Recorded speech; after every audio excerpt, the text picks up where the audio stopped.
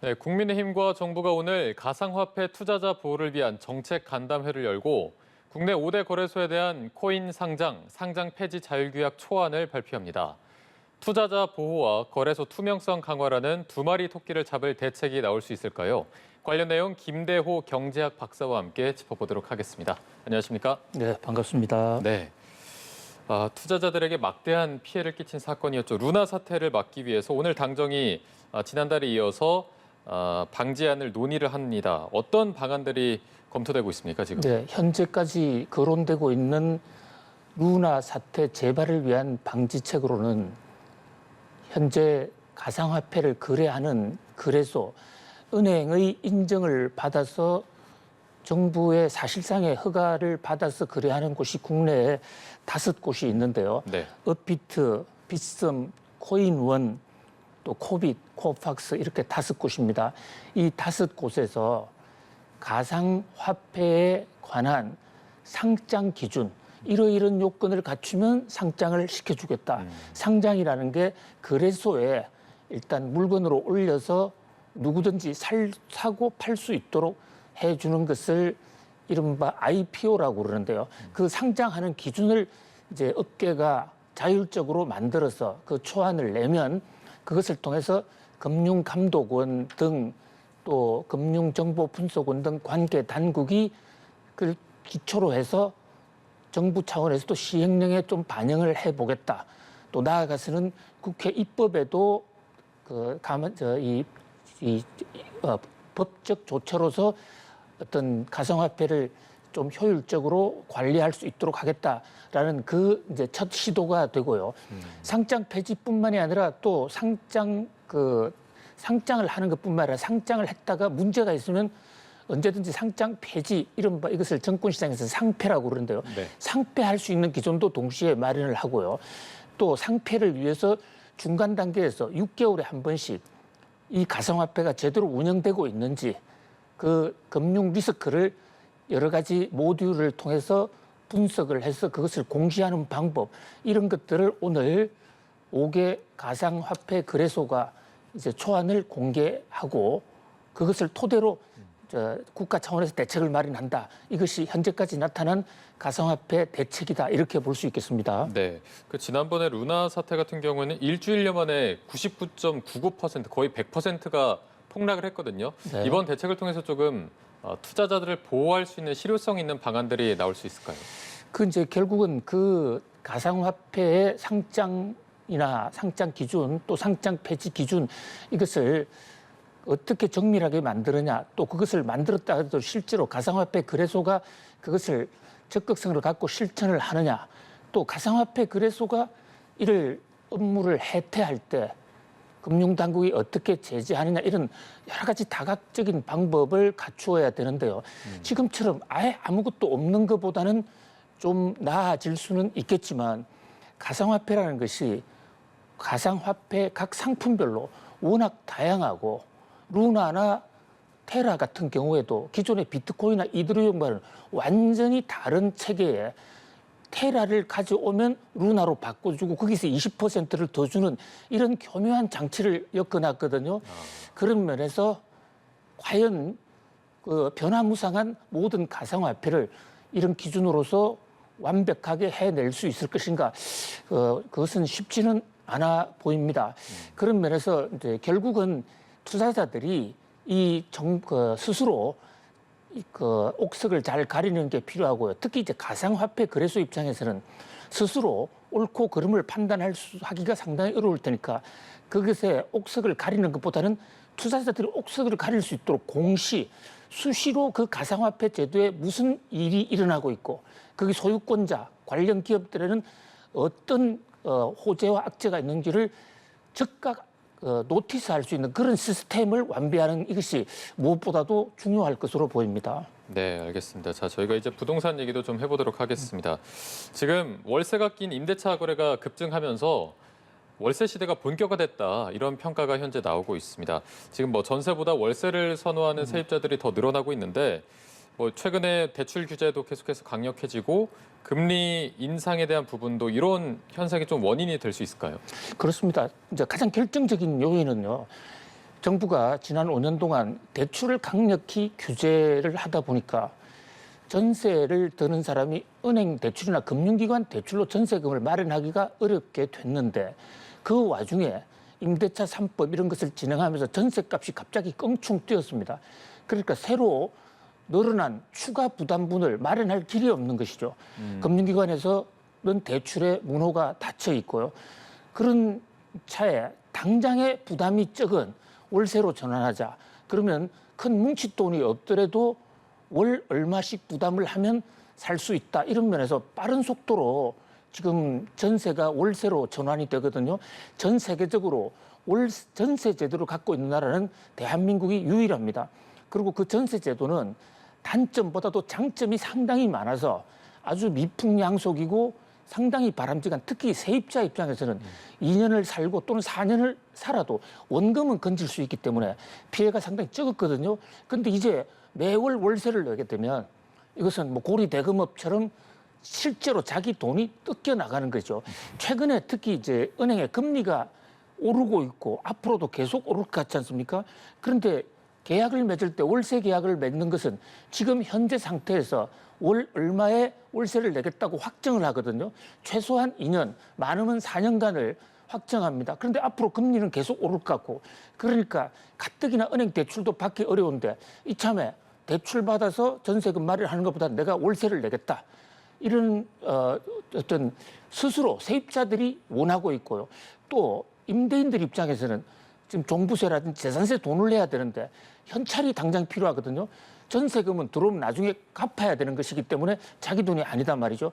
그래서 월세를 받으려고 하는 임대인 숫자도 늘고 또 스스로 전세를 월세로 전환하겠다는 임차인도 늘어나면서 완전히 이제 월세 시대로 전환이 되는 것으로 보입니다. 네, 이제 뭐 표현해 주시기를 세입자들의 돈이 뜯겨져 나간다 이렇게까지 표현을 해주셨는데 실제로 월세를 살면은 돈을 모으기도 힘들고 그만큼 계속해서 월급에서 피 같은 돈이 나가는 거기 때문에 지금 이 월세 가속화 현상이 언제까지 이어질지 좀 어떻게 예상하십니까? 저는 이게 훨씬 더 빠른 속도로 광범위하게 확산되리라고 보고요. 아예 이런 식으로 수년이 지나면 우리나라의 전세 제도도 완전히 사라질 수가 있다. 이렇게 봅니다. 그런 면에서 하나의 주거 문화의 새로운 패턴인데요. 특히 전세금을 갖고 있으면 그 전세금을 가지고 청약 당첨돼서 또 부족한 금액을 금융기관에 LTV 등을 통해서 대출을 받아서 자기 집을 마련하는 그것이 상당수가 그것이 마이홈의 하나의 노하우였는데 이러한 또 하나의 사다리가 끊어진다. 우리 속담에 조삼모사라는 얘기가 있습니다. 이렇게 내나 저렇게 내나 같은 것 같지만 결국 전세나 월세는 결코 조삼모사가 아닙니다. 전세는 원금이 남는 것이고 월세는 원금이 줄어든다. 그런 면에서 임대인, 임차인들에게는 좀 더 가혹한 세상이 오지 않느냐. 그런 면에서 좀 안타까운 측면이 있습니다. 네, 알겠습니다. 자, 그리고 레리 서머스 전 미 재무장관이 이런 말을 했습니다. 향후 1년에서 2년 안에 미국이 경기 침체에 직면할 수 있다. 그리고 여러 상황에 따라서 물가가 더 오를 수 있다. 이런 발언을 했는데 어떻게 평가하십니까? 예, 레리 서머스란 분은 클린턴 대통령 당시에 재무장관을 했습니다. 당시도 민주당이었죠. 그리고 하버드 대학에서 오랫동안 후학들을 가르쳤는데요. 뭐 저도 워싱턴 특파원 시절에 저 레리 서머스 교수하고 몇 번 인터뷰를 한 적이 있어요. 대단한 석학입니다. 거시경제 쪽에서는 뭐 세계 최고의 석학이라고도 볼 수가 있죠. 그런데 이분은 그동안에도 여러 차례 특히 코로나 팬데믹 상황에서 돈을 너무 많이 푼다 이러다가는 인플레로 갔다가 그다음에는 스태그플레이션으로 간다는 경고를 많이 했습니다. 그럼에도 불구하고 민주당계의 후배라고 하는 제닛 옐런 장관이나 바이든 대통령은 이 말을 듣지 않았죠. 그러니까 적어도 지금까지는 레리 서머스 전 장관이 예언한 아주 엄청난 인플레가 올 것이다라는 것은 정확하게 좀 맞춘 거예요. 여기서 한 걸음 더 나아가서 레리 서머스 전 장관은 자 이제 인플레를 잡기 위해서 금리를 올리면 그 금리가 경기를 타격해서 물가도 잡지 못하고 물가는 오르는 와중에 성장률도 둔화되는 엄청난 경기 침체, 스태그플레이션이 올 수도 있다 이렇게 경고하고 있습니다. 그러나 현재 상황에서는 이제 많은 경제학자들은 현재 성장률 추세를 볼 때 현재 성장률이 잠재 성장률보다 높은 상태이기 때문에 물가는 상당히 높고 또 금리 인상 때문에 고통은 좀 오겠지만 당분간 리세션이라는 침체가 오지는 않을 것이다. 특히 스태그플레이션의 가능성은 약하다. 이래서 경제학자들 다수 의견은 아닙니다만은 그러나 한석학 또 재무부 장관까지 역임했던 전문가의 좀 경고성 이 얘기를 좀 귀담아 들을 필요가 있을 것으로 보입니다. 네, 지금 말씀해 주신 대로 미국 물가가 계속해서 잡히지 않고 있어서 금리 인상에 대한 얘기도 계속해서 나오고 있고요. 그 기준금리를 한 번에 0.75%포인트 올리는 자이언트 스텝 가능성도 나오고 있습니다. 빅 스텝도 아니고 자이언트 스텝이거든요. 어떻게 좀 보십니까? 네, 지난 주말부터 지금 이 순간까지 전 세계 증권 시장이 와르르 지금 급락을 하고 있습니다. 많이 떨어지고 있어요. 한마디로 인플레 폭탄 때문인데요. 지난 금요일 날 밤 미국 현지 시간으로 미국 노동부가 발표한 CPI 물가지수란 소비자 물가지수가 8.6% 오른 거로 나타났거든요. 이 41년 만에 최고인데요. 한동안은 이제 물가가 잡혔다. 조금씩 이제는 하방으로 갈 것이다라는 이렇게 기대하고 있었는데 예상외로 국제 유가가 많이 오르면서 크게 올랐단 말이죠. 자, 지금 이번 주에 당장 내일부터 미국 FOMC가 인플레를 잡기 위한 공개시장위원회 FOMC 회의를 개최합니다. 이 결과는 한국 시간으로 목요일 날 새벽 3시경에 나오는데요. 현재 약 0.5%포인트의 금리를 인상하겠다고 예고를 해놓고 있거든요. 그런데 현재 물가가 예상보다 CPI가 훨씬 더 높게 나옴으로써 이것을 0.75%포인트 빅스텝보다도 더 큰 폭인 자이언트 스텝의 금리 인상을 단행해야 되는 것이 아닌가라는 이런 주장이 나오고 있습니다. 이달은 6월 달은 빅스텝 정도의 0.5% 인상할 것으로 보는 전문가들이 많은데요. 서로 이달에 자이언트 스텝의 인상을 하지 않더라도 다음 달이나 다다음 달에 가서 금리를 추가로 인상할 수 있다는 그런 우려와 공포 때문에 지금 세계 증시가 상당히 흔들리고 있는 그런 모습이거든요. 그러니까 물가 폭등과 자이언트 금리 인상에 대한 이 연준의 이번 주에 결정이 어떻게 나오느냐. 거기에 따라서 세계 경제가 또 한 번 요동칠 것으로 보입니다. 네, 지금 우리나라 같은 경우에도 기준금리 인상에 대한 얘기가 계속해서 나오고 있고 꾸준히 올리다가 이제 한미 금리가 역전될 가능성이 나오고 있어서 많은 분들이 또 이게 주식 시장에 미칠 영향에도 좀 관심을 세우고 있는 것 같습니다. 오늘도 코스피가 많이 좀 무너지는 모습을 보였거든요. 어떻게 예상하십니까? 그렇습니다. 코스피 하락폭이나 미국 뉴욕 증시 하락폭이 거의 비슷한데요. 자, 지금 금리를 올리게 되면 기업들은 대부분 융자를 쓰고 있기 때문에요. 그 자금 부담, 갚아야 될 이자가 기업들의 이자가 가장 커집니다. 그러다 보니까 그런 기업들은 주가가 떨어지는 그런 어떤 로직을 형성을 하고 있는데요. 특히 부채 비율이 높은 기업들은 상당히 취약할 수밖에 없죠. 전통적으로 금리가 오르면 주가는 하락 압력을 받게 됩니다. 거기다가 이제 한국에서는 지금 잘 지적해 주신 대로 한국과 미국 간의 금리 역전 가능성이 있다. 미국이 계속해서 빅스텝, 자이언트 스텝으로 금리 인상을 단행하면 현재는 지금 우리나라 금리가 미국보다 높습니다.